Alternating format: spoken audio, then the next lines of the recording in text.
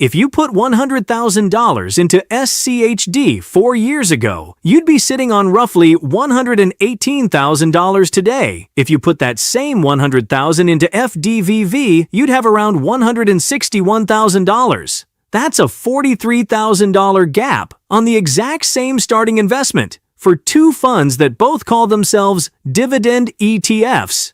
But here's what nobody is telling you.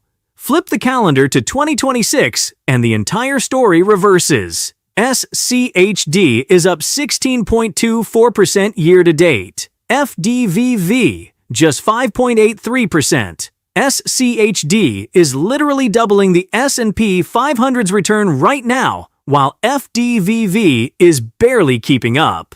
So which one deserves your 100 grand right now? Especially if you're within 10 years of retirement and simply can't afford to get this decision wrong. In the next few minutes, I'm going to break down the real numbers, the yields, the holdings, the tax bill, even the one risk metric that just flipped on SCHD that nobody is talking about. By the end, you'll know exactly which fund fits your money, or whether the smart move is to own both. Let's get into it. And if you're new here, this channel is where we make dividend investing simple, honest, and actually profitable. Hit subscribe, because I drop a deep dive like this every week. Before we put money on the table, you need to understand something most YouTube videos completely skip over. SCHD and FDVV are not the same fund with different tickers. They're built on fundamentally different philosophies. Think of it like this. SCHD is the seasoned veteran. Launched by Schwab back in October 2011, it now manages a massive $90.95 billion.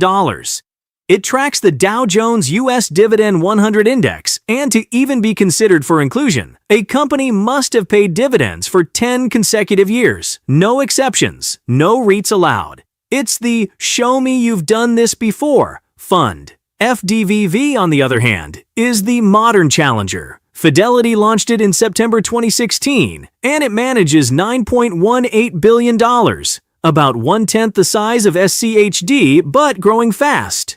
It includes REITs, it allows the AI megacaps, and it weights heavily toward current yield rather than dividend history. Here's the simplest way to remember it. SCHD asks, "Have you paid reliably for a decade?" FDVV asks, "Are you paying well right now, and is it sustainable?"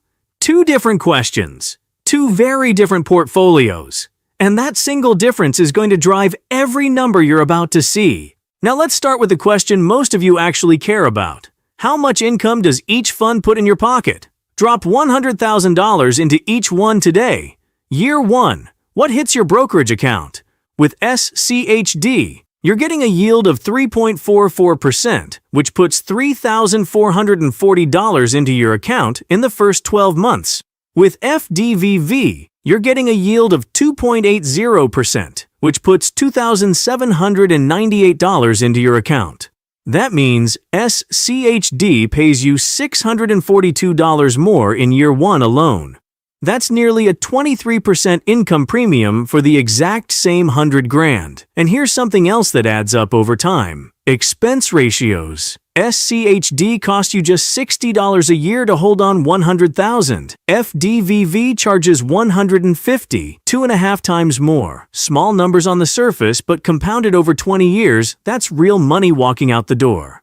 Now before the FDVV holders start typing in the comments, "Yes, I see you," let's talk about dividend growth, because that's where this gets really interesting. If you project forward 10 years using each fund's recent dividend growth rate, SCHD grows from $3,440 to roughly $8,300 in year 10.